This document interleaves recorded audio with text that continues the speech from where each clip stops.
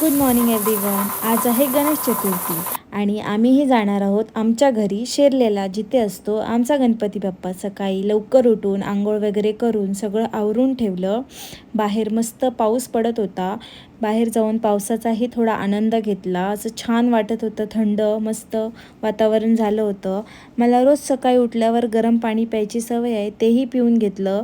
नाश्ता वगैरे करून घेतला आणि म्हटलं आता आवरून घेऊया. मस्त मेकअप वगैरे करून झालेला आहे. आता म्हटलं साडीही नेसून घेऊया. मग अशी पटकन साडीही नेसून घेतली. कशी वाटते साडी कमेंट करून नक्की सांगा. आणि ब्लाऊज कसं वाटतो आहे, हा ब्लाऊज मी स्वतः शिवला आहे.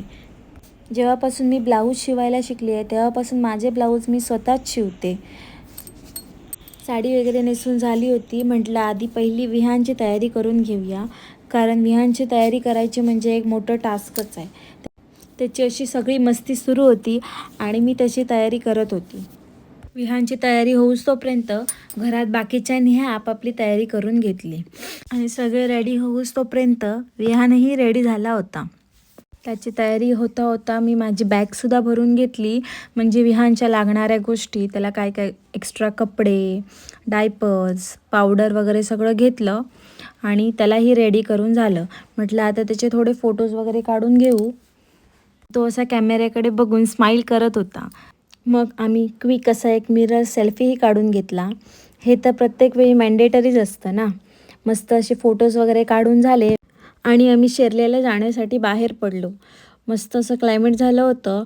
म्हटलं जाता जाता आमचा वाड्यातला सार्वजनिक गणपती असतो त्याचेही दर्शन घेऊन जाऊ. तर काय, मग त्याच दिशेने आम्ही निघालो तर इकडे पूजा सुरू होती. आता काय आम्ही मंदिरात जाऊन दर्शन नाही घेतलं, कारण का आम्हाला उशीर झाला होता. म्हटलं येताना मग उतरून दर्शन घ्यावं. मग तिथल्या काकांनी येऊन आम्हाला प्रसाद वगैरे दिला. आम्ही प्रसाद वगैरे घेतला आणि मग पुढे शिरलेला जाण्यासाठी निघालो. आजच्या दिवशी पाऊस तर काय भरपूरच होता. मग काय आमचं दर्शन वगैरे घेऊन झालं होतं. आता आम्ही पुढे जाण्यासाठी निघालो. आता आम्ही जवळपास शिरलेला पोचणारच होतो. तिथे जाऊन आम्ही काय काय केलं, आमचे बाप्पा, आमची फॅमिली, सगळं तुम्हाला मी येणाऱ्या पार्ट 2 मध्ये दाखवणार आहे. लवकरच भेटू. Bye bye.